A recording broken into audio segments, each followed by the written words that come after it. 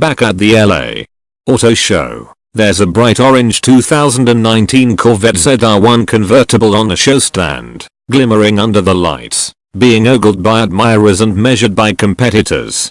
Just over 100 miles away, at the oldest permanent road course in the US, at the western edge of the Mojave Desert, two beat-up ZR1 coupes wait in a pit garage. They are filthy, with a couple of vehicle lifetimes between them. One is covered stern to snout in stick-on swirly camouflage, roughly applied, with bits of the bright red paint showing beneath. The other is half covered, but the exposed parts are unfinished with trim pieces missing. They're dead cars walking, since pre-production cars like this end their brutal lives in the jaws of a crusher. We're not here to look at them, of course. The 755 horsepower small blocks, force-fed with massive superchargers, quake to life. Resonating off the garages, they almost sound unrestricted, but without the teeth-gritting resonance you get when you straight pipe a thing like this. I turn to Taj Juchta, proud father of unreasonably quick Chevrolets, and ask if the cars here today are competition exhaust or something. He wrinkles his nose a bit. Nope, these are the stock pipes, street legal. The ZR1 is a few decibels louder than the Z06, he says. To call this an understatement is generous. This is the loudest Corvette the company has ever made. That's pretty much the ZR1 in microcosm. Everything's turned up a bit. Juchta and his comrades are gleeful, telling us about things that their new LT5 engine broke during the 4 years they developed it. Like dynamometers. Lots of them. The exhaust stacks would get so hot from the blast furnace that is this motor that they'd crack. Jordan Lee, the GM small block program manager, tells us this like the proud dad of an especially rowdy kid. So they tried water cooling jets. Then, showing the seriousness to which the GM engineers took this problem, they threw some money at it and built the stacks out of Inconel, a nickel chromium superalloy. That did the trick. It took 10 times as long to validate the engine output, Lee says, because so much stuff broke. Engineers love these stories. They're good stories, though. Outside, the ZR1s run some laps before we go out in the right seat, and Juchta and Lee continue educating us on what's changed compared to the Z06. We learned a lot of the broad strokes in Dubai, where Chevy revealed the ZR1, but today at Willow Springs some cool details emerge. To begin with, both cars are wearing the $2,995 ZTK package, just like the Dubai car. That means a high wing, Michelin Pilot Sport Cup 2 tires the size of oil barrels, and a light retuning of the magnetic ride control. It's good for around 950 pounds of downforce at speed. The increased downforce is noticeable at 50 miles per hour, Juchta says, though it's subtle. From 80-100 miles per hour, it's more noticeable. More understatement. Without the ZTK, it's a few hundred pounds total. Picking a convertible means less downforce, as the top depowers the rear wing a bit. The front spoiler's end plugs are removed to counterbalance that. Don't want a planted front and less planted rear, no sir. We treat aero as a safety issue, Juchta says. When you have a car that can approach the speed of a light aircraft, you have to. And, in case you were wondering, the perfect way to set up a ZTK option car is to hunker the front end down a ½ inch by cranking the transverse leaf spring adjusters and tipping the wing down to the full 5 degrees of its travel. The cars pull in, and we slip into a hands and open face helmet, then into the Sparko bucket. Here's a tip from us to you. If you see something with 755 HP and a 5-point harness inside, and the guy to your left was responsible for stress testing the entire vehicle dynamics package, tighten up your belts. Then tighten them up some more. Barely able to breathe is a pretty good target. Michaelton is the young, pleasant engineer next to me, about to unleash a lot of violence on Willow. We chat for a couple, then he lights off down the pit lane.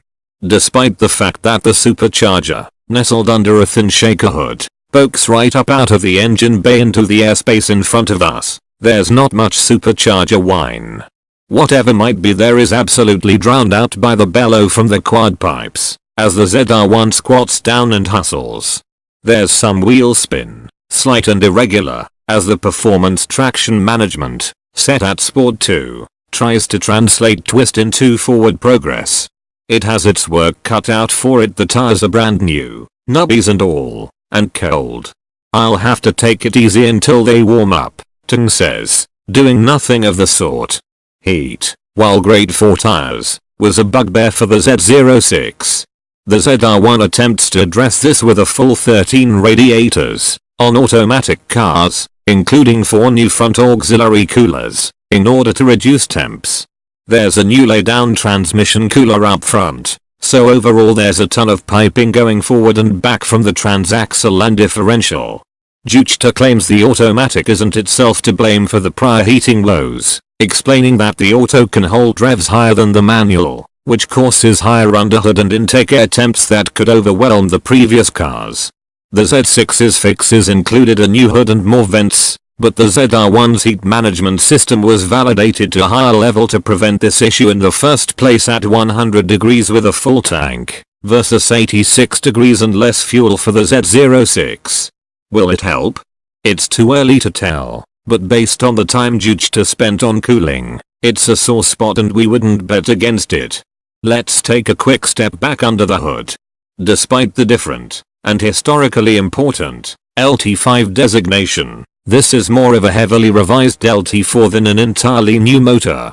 The block, rods, pistons, and heads are unchanged, but the crank is made of a stronger alloy and gets a new coating lead, actually to handle the extra power and take advantage of a new oil formulation.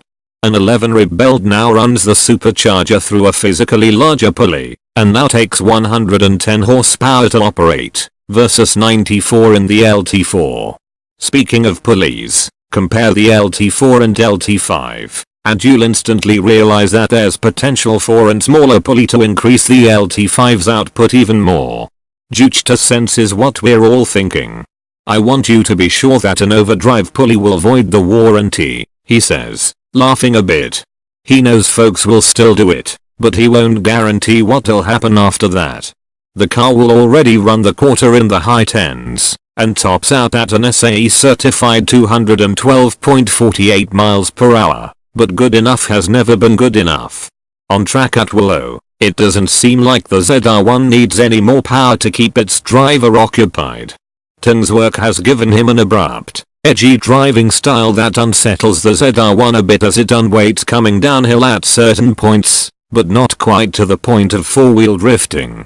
It's fascinating to see how someone who knows the car intimately, both theoretically and practically, makes it move. The ZR1 responds well to the rough treatment, but these are expert hands with hundreds or thousands of hours of seat time in the car. And a lot of the credit goes to the Michelins, which despite their expense have truly remarkable grip and, Juchta says, surprising real-world treadwear. Even more goes to the carbon ceramic brakes, which are simply ferocious. They are similar to the Z6's Brembus, but with extra heat treatment and a high temperature pad compound. But for every stab of the brakes, Tung hammers on the gas just as quickly. We blast for a second or so up a very short straight at the top of the balcony before hauling down again and heading downhill. The ability to call up positive and negative G's like this with just a dance on the pedals is mightily impressive. If you think an extra 105 HP and 65 pounds FT would turn the C7Z06 into an unredeemable mess, think again. The ZR1 can put down the power, and it corners just like an angrier Z06. We get 4 laps, and that's it. Short, too short, but more than we should get. GM doesn't like it when reviewers see the rough-hewn ancestors of their polished final products, let alone get seat time. The gamble here is that we won't care about the cosmetics when we're flopping against the harness, wowed by the sheer violence the LT5 can unleash. It's impressive, but admittedly an incomplete picture of the car. The ones we'll drive next year will be too pretty to abuse this hard, and that's a shame. You know what? Give us the car we just flopped out of, leaning against its unpainted door. It's a weapon, more precise than you'd imagine given its ludicrous power plant, exuding menace from every scrape and wound. It's never seen car nor wax, won't end up with french fries under the seat, Couldn't win a car show trophy if it was the only one there. A fantasy, Alice, given its fate.